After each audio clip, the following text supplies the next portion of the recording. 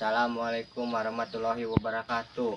Perkenalkan, nama saya Aditya Pratama dan teman saya bernama Adi Hadiana. Kita berdua akan menjelaskan tentang perkembangan Islam di Nusantara. Islam merupakan salah satu agama minoritas di Indonesia. Awal mula sejarah masuknya Islam di Indonesia sejak abad ke-13 Masehi.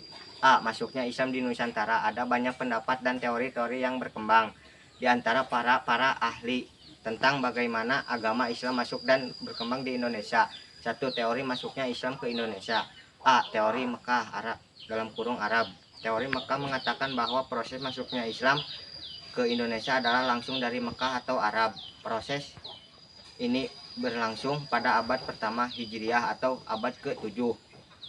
Berdasarkan teori Arab, Islam di Nusantara bukan berasal dari Gujarat, India, atau Persia, melainkan langsung dari Arab, yaitu Mekah dan Madinah pada abad 7 Masehi.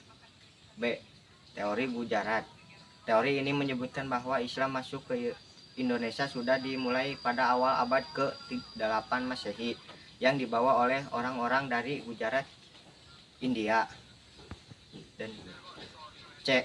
Teori Persia. Teori Persia adalah teori masuknya Islam ke Indonesia yang dikemukakan oleh Hussein Jayadiningrat.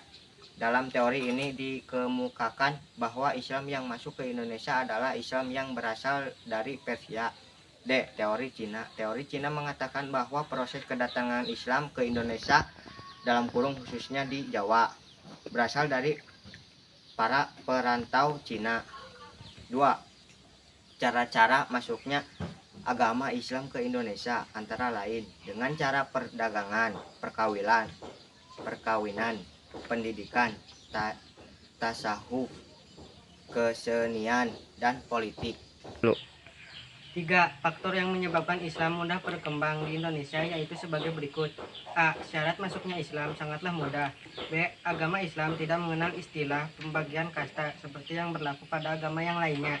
C. Penyebaran agama Islam dilakukan secara damai tanpa adanya kekerasan dan disesuaikan dengan kondisi dan situasi setempat. 4. Pengaruh Islam di Indonesia antara lain: A. Penggunaan gelar sultan untuk mengganti sebutan raja. B. Penggunaan istilah-istilah Islam dalam kehidupan masyarakat seperti sultan dan wazir. C. Dibentuknya majelis ulama sebagai penasihat raja sultan. B. Berdirinya kerajaan Islam di Nusantara. 1. Kerajaan-kerajaan Islam di Pulau Sumatera antara lain: A. Kerajaan Samudra Pasai. Samudra Pasai merupakan kerajaan Islam pertama yang ada di Nusantara. Pendiri kerajaan Pasai adalah Marah Silu.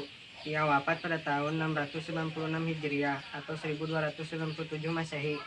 B. Kerajaan Malaka. Kerajaan Malaka didirikan oleh para Misora antara tahun 1380 sampai 1403 Masehi. Para Misora menjadikan Kampung Malaka menjadi kerajaan Islam. C. Kerajaan Aceh Darussalam.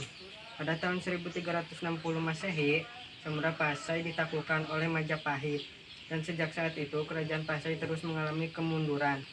Kesultanan Aceh mengalami masa keemasan pada masa kepemimpinan Sultan Iskandar Muda pada tahun 1607 dan sampai 1636.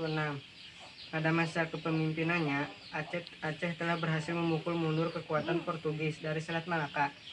2. Kerajaan-kerajaan Islam di Pulau Jawa antara lain: A. Kerajaan Demak. B. Kerajaan atau Kesultanan Cirebon. C. Kerajaan Banten. D. Kerajaan Mataram. 3. Kerajaan-kerajaan Islam di Pulau Sulawesi antara lain: A. Kerajaan Goa dan Talo dan Kerajaan Ternate dan Tidore.